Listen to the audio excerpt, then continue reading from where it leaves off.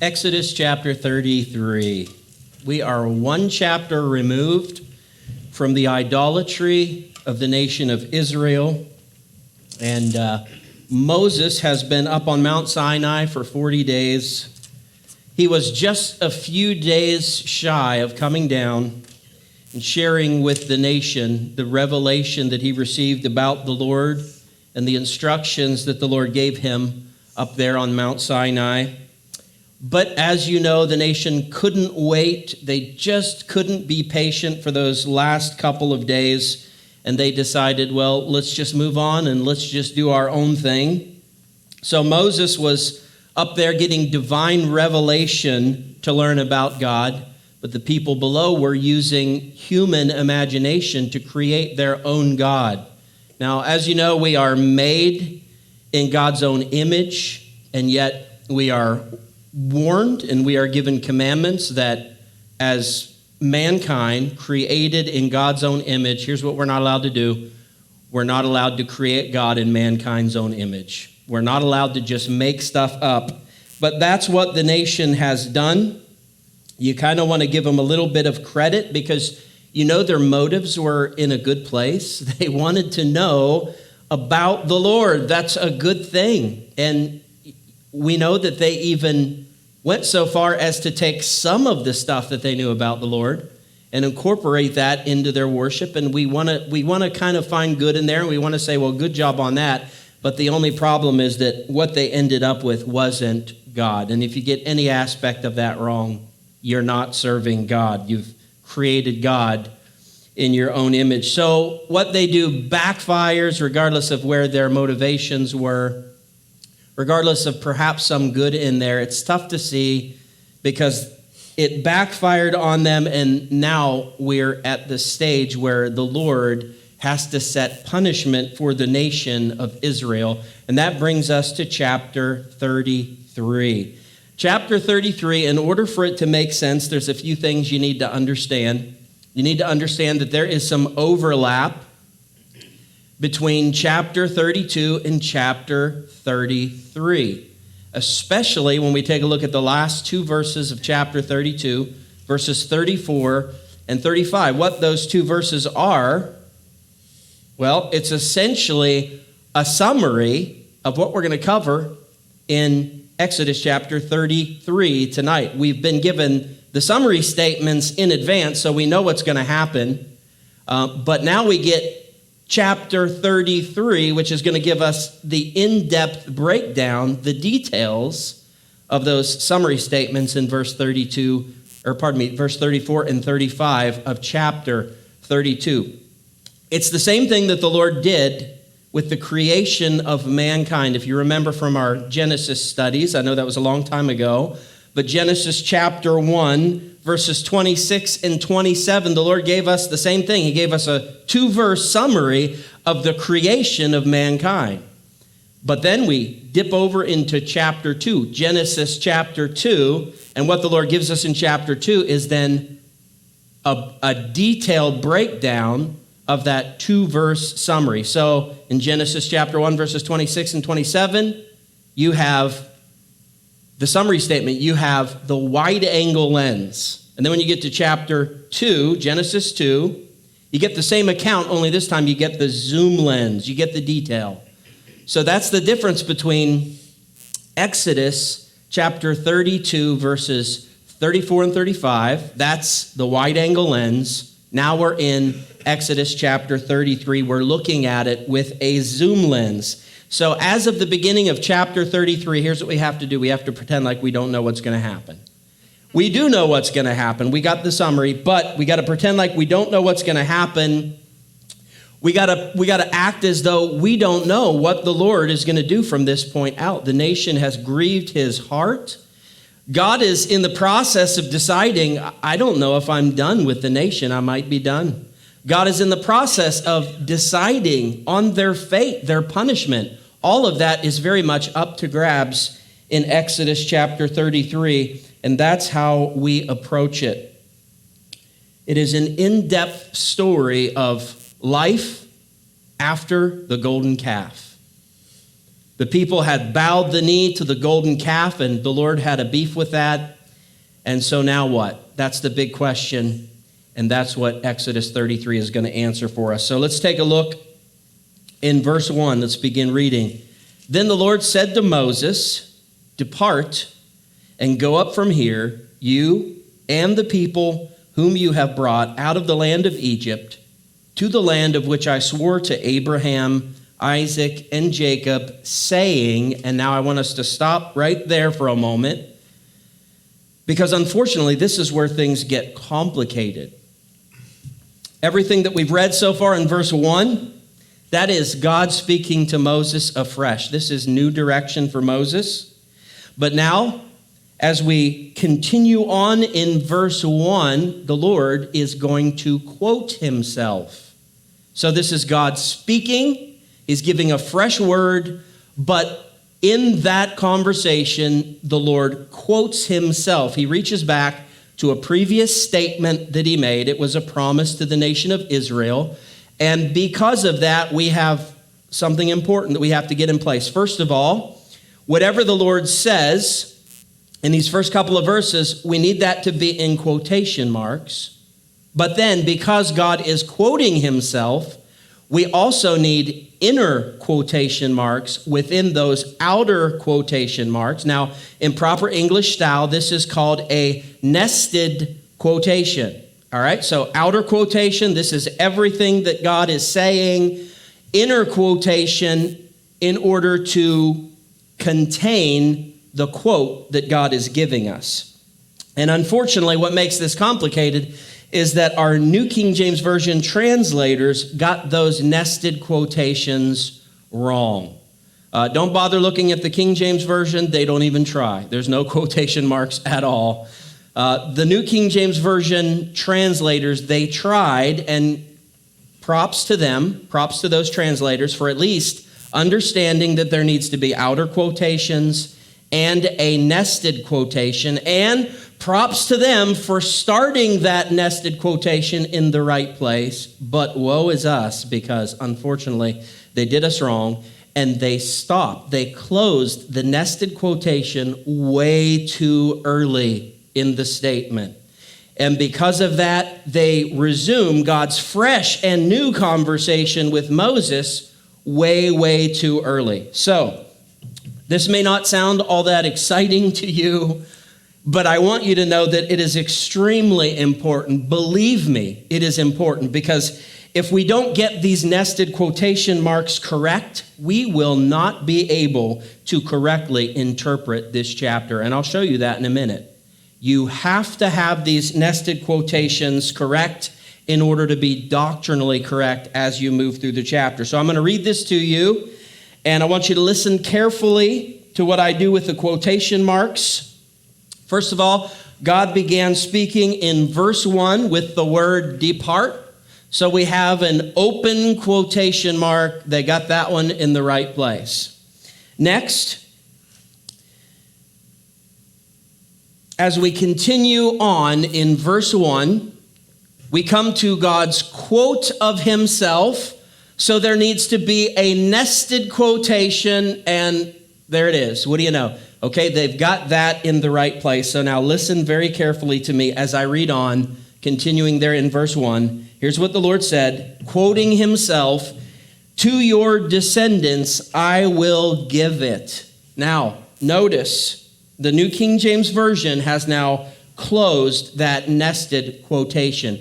I need you to ignore that. If you want, if you don't mind, exit out in your Bible because it's in the wrong place. That nested quotation continues on in verse 2, so let's read verse 2. "To your descendants I will give it, and I will send my angel before you." That's Jesus. We know that's Jesus. "And I will drive out the Canaanite and the Amorite and the Hittite and the Perizzite and the Hivite and the Jebusite." And now you can close that nested quotation. God is done quoting himself. So everything that we are now going to read, God is still talking. He's not done talking, but he's done quoting himself. So everything that we're going to read now, beginning in verse 3, this is now new, fresh conversation This is now new instruction from the Lord, and let's read it, verse 3.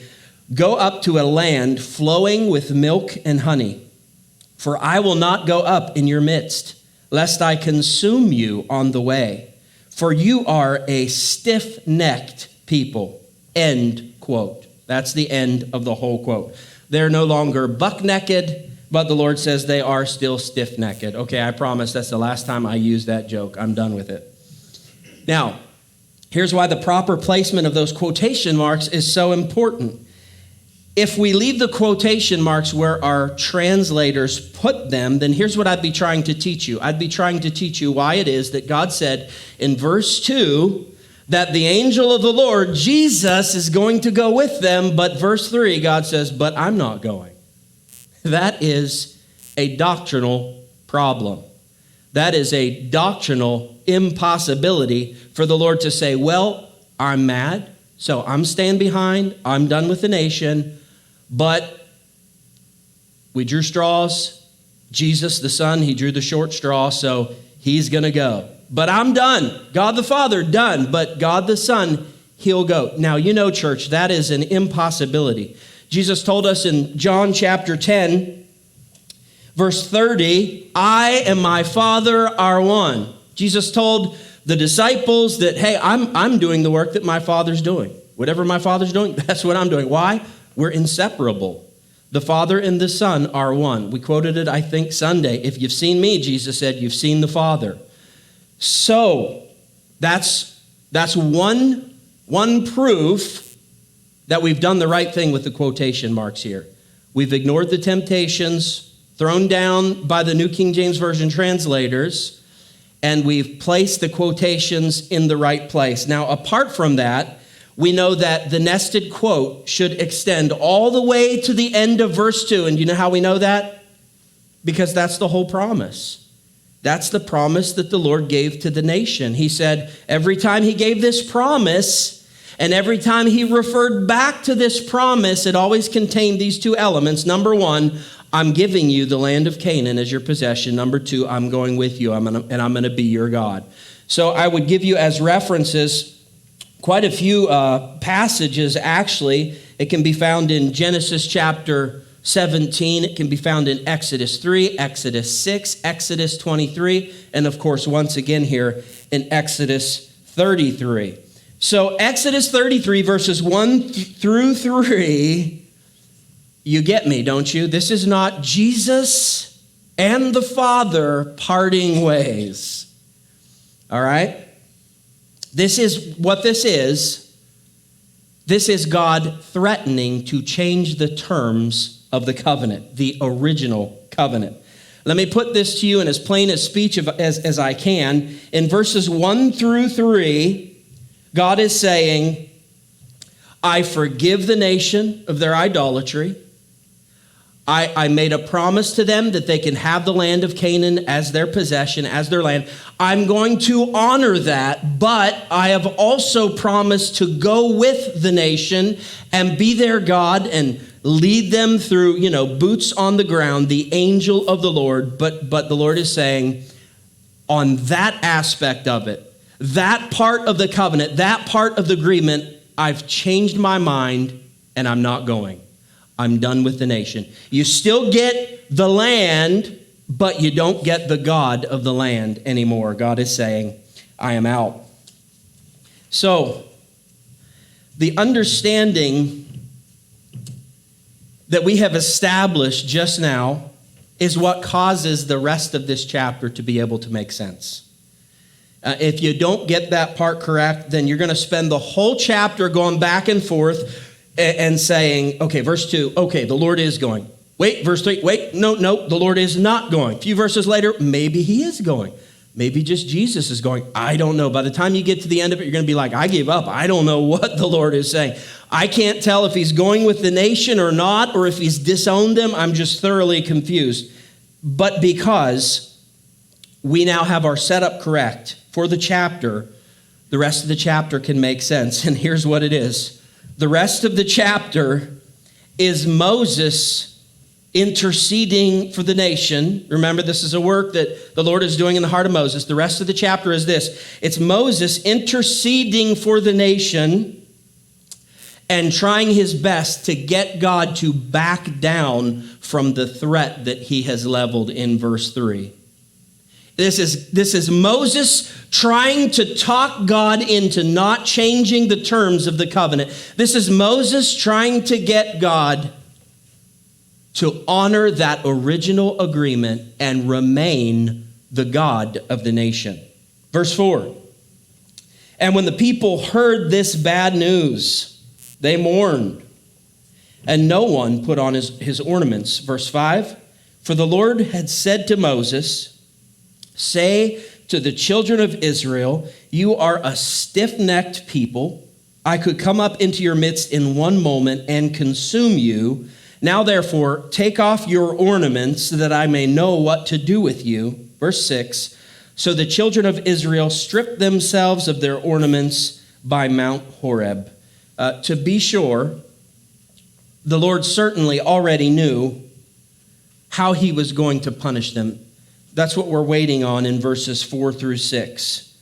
And though the Lord has no doubt already determined how to punish the nation, what he does in verses 4 through 6 is he makes them sweat it out. He wants to give them time to really think about it. He wants to make sure that they really learn the lesson. So, it's like the child in the corner. You go wait in the corner. Don't move. Don't say a word until I decide how to punish you. Something's coming. Punishment is coming. Grounding is coming. Go to your room. I don't know how it was when you were a kid, but those 2 times when I was bad as a kid, it was the couch. You go sit on the couch. Don't you move. Don't you touch the TV. Don't you get off that couch. Don't you say a word until I decide how to punish you. That was my thing. And that's what the nation of Israel is getting. You just give me space, give me time. A punishment is coming, and boy, you're going to get it. Now,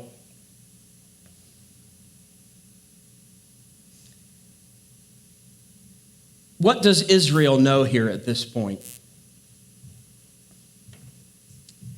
They know that they're still getting the land. And from what they've heard, from what they've been told, they know that God is not going with them. They know that they're on their own. And they know that punishment is coming. But they don't know what that punishment is yet. But of course, we already know, because we found out in advance, again, in Exodus chapter 32, verse 35. We found that out in advance. We know that the punishment is going to be a plague upon the nation. They don't know that yet. Now, I mentioned last week that the reason why the Lord told them to take off their jewelry, it wasn't maybe what you're thinking. It's not because jewelry is a sin. And I made those points, and I kind of said that I would pass that off to this week. I told you that I would go into greater detail this week, but the truth is, I think I covered it adequately enough. It's a thing that pastors do. They say they're not going to say something, and then they just go all into it, and they cover it anyway. That's kind of what I did last week. So if you have any questions about why the nation is told to take off their jewelry here, I'm going to encourage you to go back and listen to last Wednesday night's teaching, and I'll just let you cover that on your own, because we did cover it in good detail. But for now, let's move on to verse 7. It says, Moses took his tent and pitched it outside the camp, far from the camp, and called it the Tabernacle of Meeting. And it came to pass that everyone who sought the Lord went out to the Tabernacle of Meeting, which was outside the camp. Now, just a quick question for you. We have studied the instructions of God to Moses for the tabernacle, the sanctuary of God, the place where worship for the nation would take place. Does anyone remember what the Lord called that? He called it the Tabernacle of Meeting. All right? He called it the Tabernacle of Meeting. So look at verse 7. Moses takes his tent, no doubt directed by God. He takes his personal tent, his personal tabernacle, and he moves it far outside the camp. He sets it up far outside the camp. And what does he call it? He calls it the Tabernacle of Meeting. Why? Well, because God had no sooner gotten the instructions for the tabernacle out of his mouth before the nation already needed one. They needed a tabernacle. They needed a place to worship. They needed a sanctuary, a place where they could meet with the Lord. It was supposed to be in the center of town, but that was before the nation was defiled by this false god and this false worship. So now, because of that defilement, we see the Lord playing hard to get a little bit. We see the Lord exercising tough love. He takes the tent of Moses, the personal dwelling, he moves it outside of the camp, and now he says, okay, makeshift, temporary tabernacle of meeting. Moses' place, this is the temporary sanctuary. So if you have business to do with God, if you want to seek the Lord, if you have a problem that you need fixed or a sin that you need covered, you gotta leave town and you gotta head out to where Moses has set up this temporary tent in order to take the place and satisfy the need of the tabernacle that is coming. It is a solid spiritual truth that God doesn't come into your defilement and coexist with your sins. He doesn't come into you. He doesn't partner up with you and say, yeah, Arlyn, I know about that sin, but that's okay. I'm here. It's fine. We'll let it slip. We know that in spiritual truth, the way it works is that God doesn't partner up with us in our sin. The way it works is that we have to leave our sin. We have to leave the defilement. We have to go to where the undefiled God is, and we have to find out our salvation there. There's a New Testament theological term for it. We've been talking about it a good bit here lately. It's the word repentance. That is, you got to turn from this, the defilement. You got to go to where the undefiled God is, and you have to get salvation from him. Now, that's not to say that you have to clean yourself up and rid yourself of sin before you come to the Lord and before he'll save you. That defeats the whole purpose. You don't clean yourself up and get better and rehab yourself so that you can get saved. No, but you know the truth. In your heart, though you can't do it without God's power, in your heart you have to turn away from the defilement. You have to do a 180. You have to direct yourself to the Lord. You have to go to him, and he'll give you the salvation that you're looking for.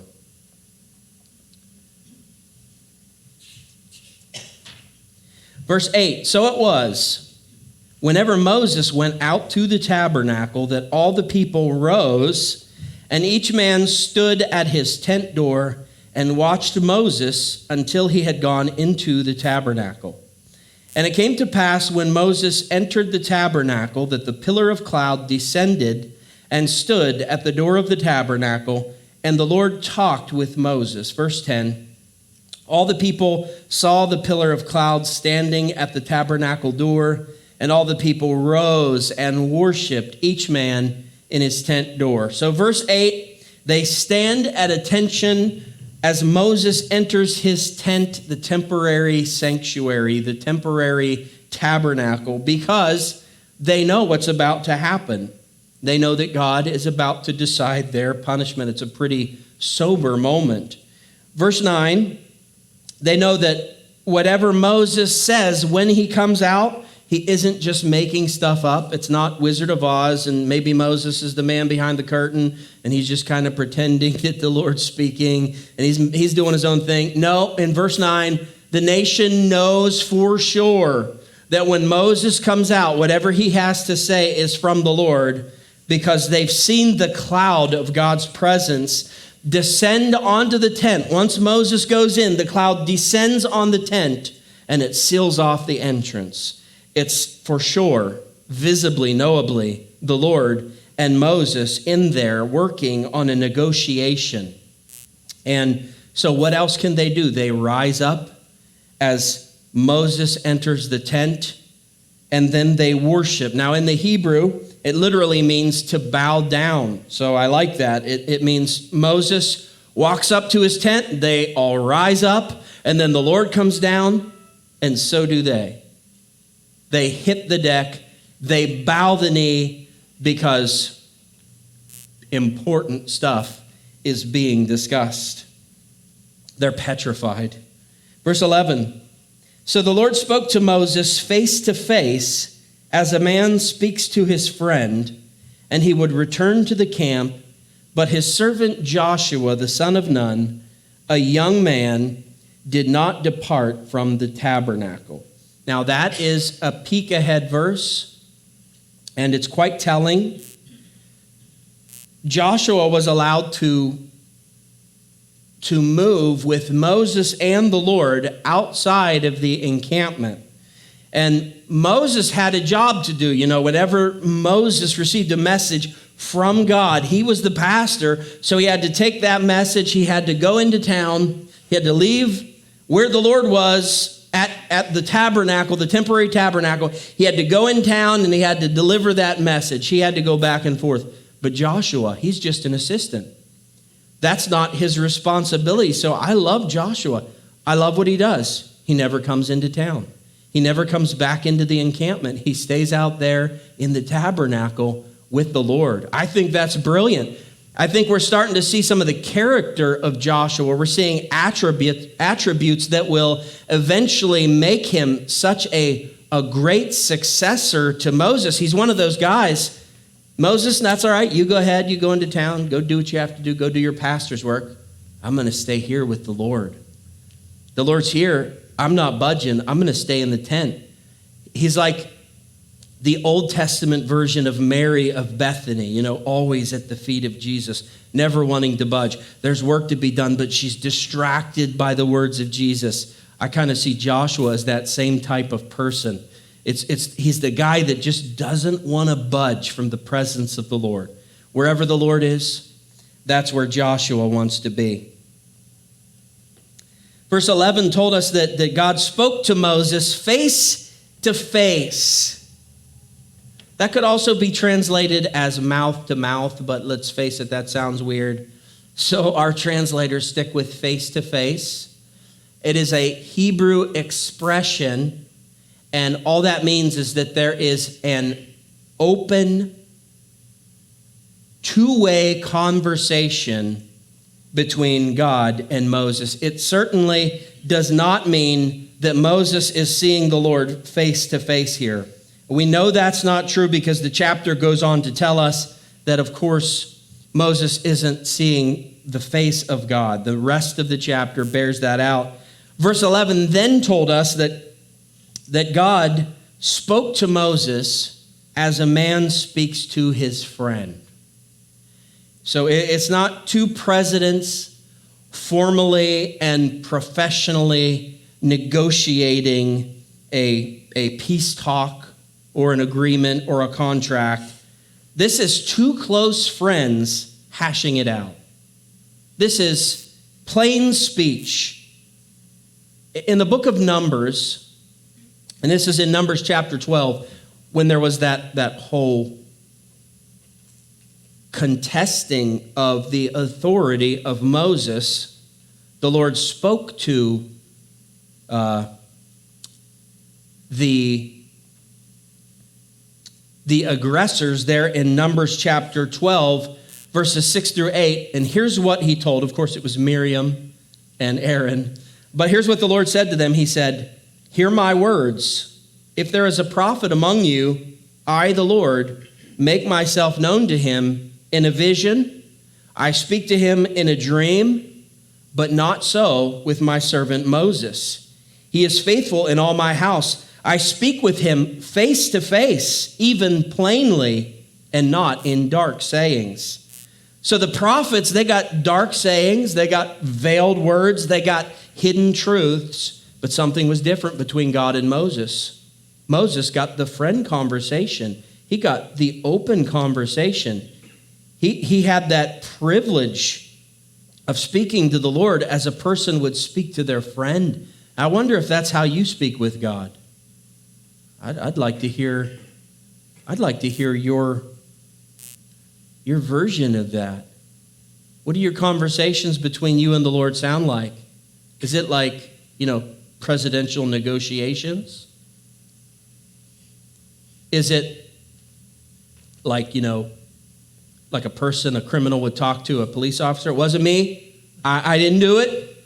Honest to goodness, ask anyone. I saw who it was. It wasn't me. It was them. You got the wrong person. Please don't take me away. Is that how you speak to the Lord, as if he's your police officer? Is it formal? Do you speak to the Lord in King James Version? Oh, I love this one. Lord, that thou wouldest hear mine petition and answereth mine prayer. Is that how you speak to the Lord? Like he's a dignitary that you're trying to impress, as if he got stuck in the 1300s and that's still how he talks? Is that how you speak to the Lord? Or do you speak to the Lord like you do your friends? That is, the guard is down. There's nothing fake. The mask comes down. You're not hiding anything. You're not trying to impress anyone, but you recognize God as a friend and you can talk to him that way. Well, that's how Moses had it, and if that's how you have it, you're doing well. Don't lose that. The Lord doesn't want you to be fancy. He doesn't want you to be formal. He certainly doesn't want you to be avoiding your wrong and shading the truth so he doesn't know how bad you are. He just wants you to be you. He wants you to speak openly and honestly to him. And if you'll do that, he'll do the same in exchange for you. Well, verse 12, then Moses said to the Lord, see, you say to me, bring up this people, but you have not let me know whom you will send with me. Yet you have said, I know you by name, and you have also found grace in my sight. Now, verse 12 is a proof that we have this correct in our interpretation tonight. Moses would not have said this otherwise, because God has in the past given him a promise that he would go with him, that he would lead him and that he would lead the nation. So you see, Moses here now is saying essentially, okay, Lord, you're not going with us now. I get it. I understand you told me we now have to go without you, but you didn't tell me who's going to replace you.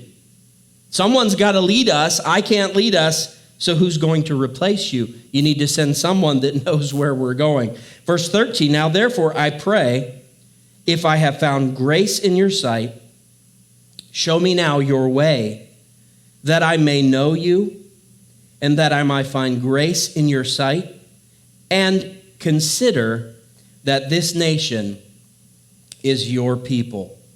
So Moses, in this negotiation, has requested three very important things in verse 13. First of all, Moses has requested the leadership of God. So again, Lord, you say I found grace in your sight. There's grace in your heart for me. You chose me to do this. You told me in the past you were going to be with us and you were going to lead us. Now there's no one to lead us. So Lord, you at least got to tell me the way. Like maybe give us a third tablet of stone, scratch out a map on it so I know where we're going. Otherwise, we're in trouble because I don't know the way. I don't know how to get there. Secondly, Moses has requested a personal relationship with God.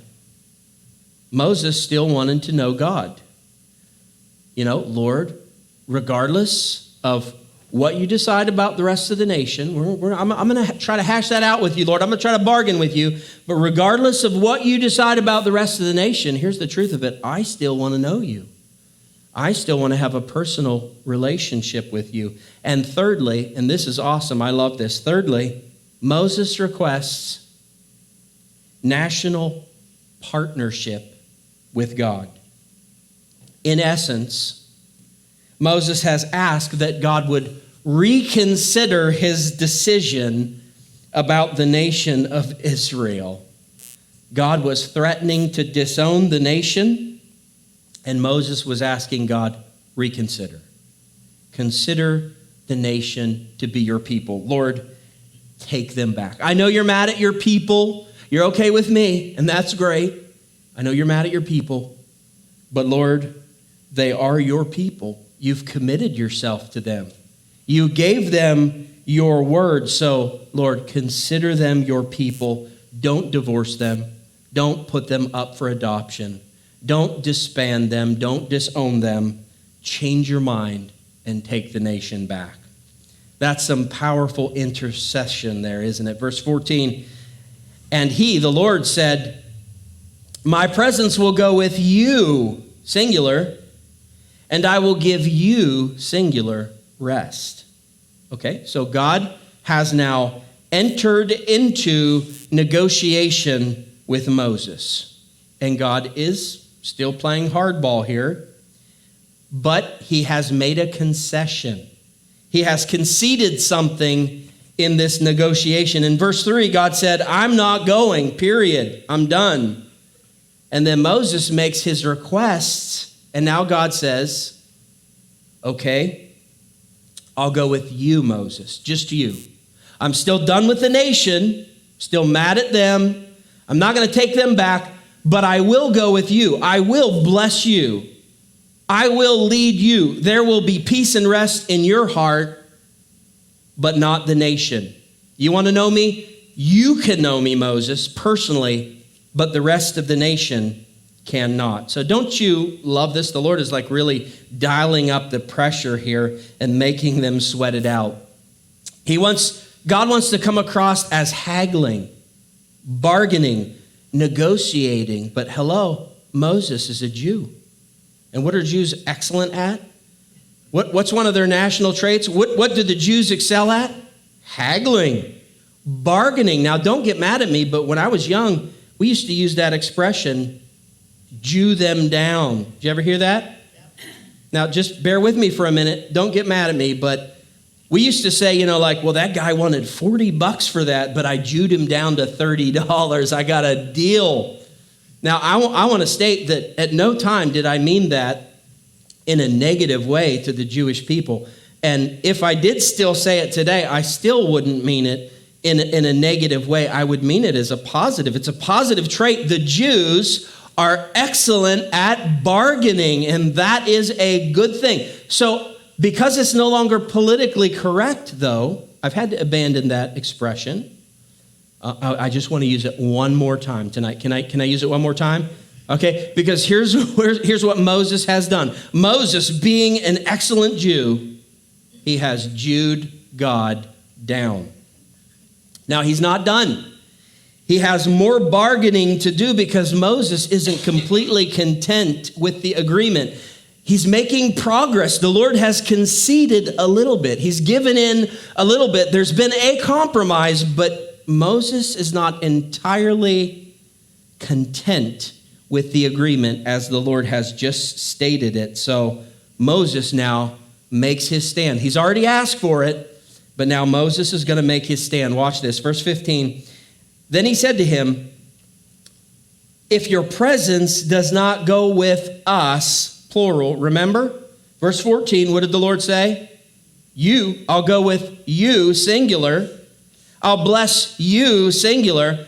Moses says, thanks for that. I appreciate that you're promising to go with me. But Lord, if your presence does not go with us, plural, then do not bring us, plural, up from here. Verse 16, for how then will it be known that your people and I have found grace in your sight, except you go with us? So we shall be separate, your people and I. You notice how many times Moses keeps saying, your people, your people, your people, hint, hint, hint. So shall your people and I from all the people who are upon the face of the earth. Okay, I messed that up. Let me try one more time. Time out.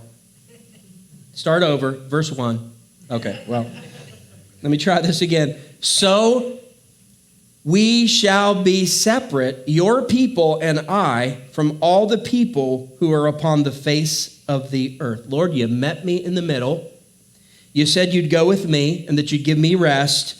But God, if your presence doesn't go with us, underline that. Lord, if you're not with all of us, if you don't go with all of us, then I don't think we're even going to bother leaving this spot. We'll just stay here. If you're with me, that's wonderful. Then I'm different. I'm separate. I'm set apart from everyone else. But if you're not with the nation, from the nation's perspective, Lord, there's nothing different. There's nothing unique about the nation. They're just another pagan, godless nation. So, Lord, if you're not going to go with all of us, thank you for the offer, but I'm just going to stay put with the nation. This is as good as a place as any to die without God. Moses here is making great progress as an intercessor for the nation of Israel. He is driving a hard bargain with the Lord, and that takes guts, maybe just a slight tinge of insanity too, but I like what he's doing. It wasn't enough for Moses to have God to himself. He wanted fellowship with God to be a national thing. And that's a beautiful heart in the chest of Moses. And I hope we have the same kind of hearts in our chest that, man, we're so grateful for our salvation. We're so thankful and blessed by what God has done for us, but it's just not good enough for us to keep that to ourselves. We want that relationship with God. We want fellowship with God, not just to be personal and exclusive, but we want it to be for our families and our circle of friends and even for our whole nation. If that heart is in your chest, that has the great makings of an intercessor and a great evangelist. Verse 17. So the Lord said to Moses, I will also do this thing that you have spoken. For you have found grace, unearned, undeserved, unmerited favor. You have found grace in my sight, and I know you by name. Personal favor, Moses. You drive a hard bargain, but I'm in. So check that out. Moses wins the negotiation. Moses came with his terms, and God agreed to all of them. He has, well, I can't say it again. I promised that was the last time. He has beat God at haggling. God has given in. Okay, Moses, I'll do this too. You win. I'll go with the whole nation to the promised land. I'll be the God of the whole nation. They'll be my people again. I'll honor my original agreement, and I won't alter the terms at all. You've talked me into it. And of course, if you were here last week, you know the skinny on this. You know that all of this was God's idea. All of this was God's will. Moses isn't actually, truthfully talking God into anything here. It's not like, God was like, well, Moses, I had planned on just throwing out the nation, just being done with them. But Moses, man, check him out. He's such a good prayer. And then he looked at me with those puppy dog eyes, and I just couldn't tell him no. No, it wasn't Moses convincing God of anything. This was God doing the work in Moses to be an intercessor. This is Moses' moment on the stage to display, to portray that work that God is doing in him. This is God testing him. Chapter 32, chapter 3, testing him, and it's Moses passing the test. So here's the results of that negotiation. We know that Moses is where he needs to be with the Lord. He's ready to intercede for this nation. And Moses has been granted every single one of the terms that he brought to that negotiation. But big surprise, guess what? The Lord's will was also done too. So it's a win, win, win for all of them. And now, when you're on that much of a roll, what do? You go for broke, right? He's hit a single, a double, a triple. Why not go for the home run? He's gone for the home run. He's on a roll. So here's the pitch. Verse 18. And he said to the Lord, one more request now since things are going good. Lord, please show me your glory. Incredible statement, isn't it? Just think about the things that Moses has seen in his short experience with the Lord. He has seen God in the burning bush. He has seen God in the administration of the plagues. I go and speak and I raise my rod or I drop my rod and Lord, you do the work, miracle after miracle. He's seen God in the cloud by day and fire by night. He's seen God in the manna on the ground every morning to feed them. He's seen God in the rock that gushed water when they were thirsty. He's seen God in the Red Sea parting. He's seen God in the Red Sea closing and swallowing up their enemies. Moses has seen a lot of miracles. He's seen signs and wonders, and yet Moses, almost as if in discontent, he says, Lord, show me your glory. I want to see who you really are. I've seen you do stuff. I've seen miracles, but Lord, I want to see you in your fullness. And I think that is such a profound request because it proves to be true what I've been teaching in this church from the beginning, from the scriptures, that miracles and signs and wonders, those are acts of God, but they aren't God. They are of God, but they aren't God. And unfortunately, I think people seek signs and wonders and miracles. They seek the miracles of God, but they don't seek the God of the miracles. They're content to just see stuff. I'm not. I never have been. I've never been just content to come to church and see a miracle, and I've seen them. I've never been just content to see God do signs and wonders that I can't explain. That's never been good enough for me. I've always wanted to know God personally. I've always wanted to see God as clearly as he would show himself to me. It reminds me of what the Apostle Paul said there in the book of Romans, I believe, or Philippians. In one of the books that Paul wrote, after having been a Christian for like 30 years or so, having seen some incredible stuff himself, and as Paul is talking about some of the things that he has sacrificed for the Lord and some of the suffering he has done for the Lord, Paul says this incredibly. He says, here's what I really want, that I may know him and the power of his resurrection. That might seem, tough to grasp, that we Christians who have been serving the Lord for 20 and 30 and 40 and 50 years, however long it might be, that we would still be at that place where we're praying daily, Lord, show me who you really are. Let me know you, Lord. Like I've never known you before, reveal yourself to me in all new ways. I think that's a great truth, though. That's a great truth that if that's where your heart is and you really want to know God on that level, you're never going to be fully content on earth. It's just never going to cut it. I mean, you're going to be satisfied and fulfilled as much as you can be on this earth, but there's eternity in us. There's something that is spiritual within us, something that is of God within us. And that's never going to be contented until we are with him. The psalmist David put it like this in Psalm 17:15, as he's speaking about what contents other people. And he says this about himself. He says, as for me, I will see your face in righteousness. I shall be satisfied when I awake in your likeness. Isn't that the truth? It is wonderful that we can hear, we can learn the heart of God through the Word of God. And we can be filled with the Spirit of God through our praying. But there's always going to be that element that is never going to be fully and truly satisfied until we get the full experience. But the full experience is coming. The day is coming when we are going to get to experience God in his fullness. No more veil, no more blinders, no more, a little bit here and there, but the full glory of God. Verse 19.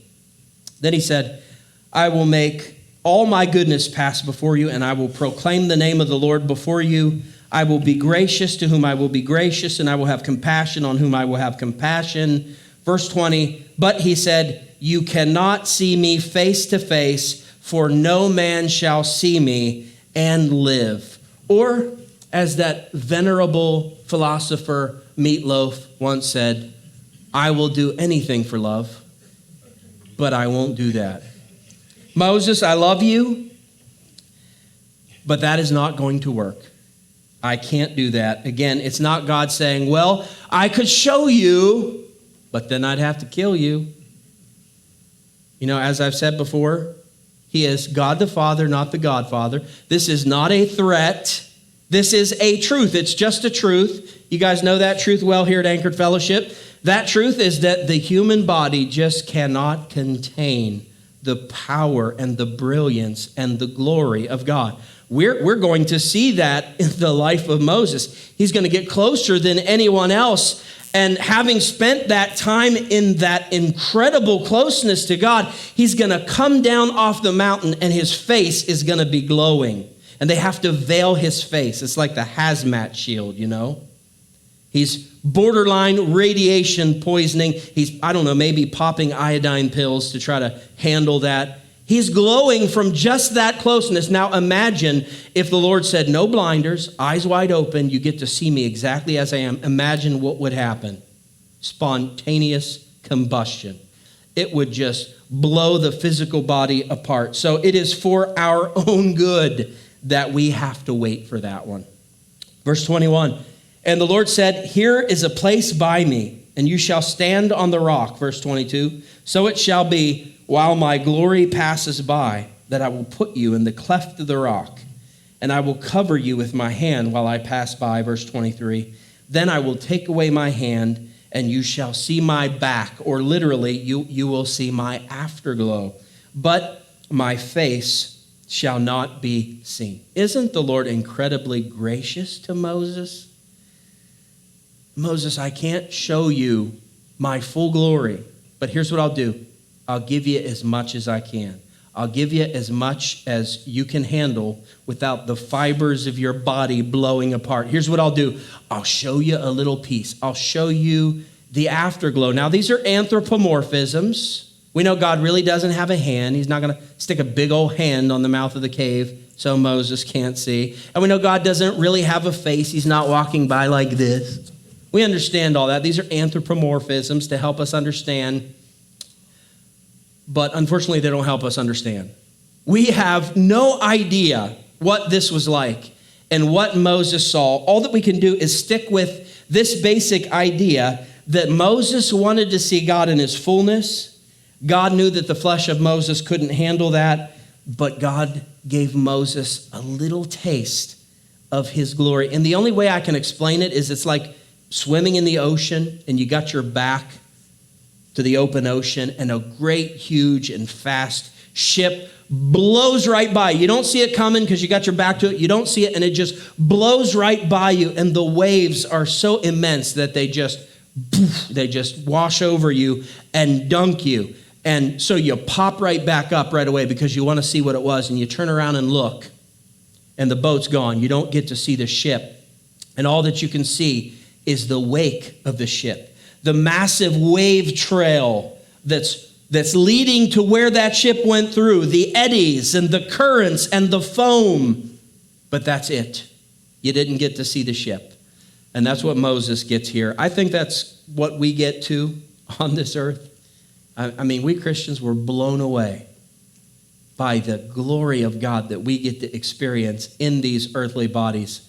Can you imagine what lies ahead for us? Can you imagine the glories that we're going to get to see one day? Remind me again why it is that the Christian would fear death. I can't figure it out. I'm looking forward to seeing the Lord. I'd rather it be in the rapture, but if it's death, that's okay. A little bit of pain and then a whole lot of glory to follow. Would you stand?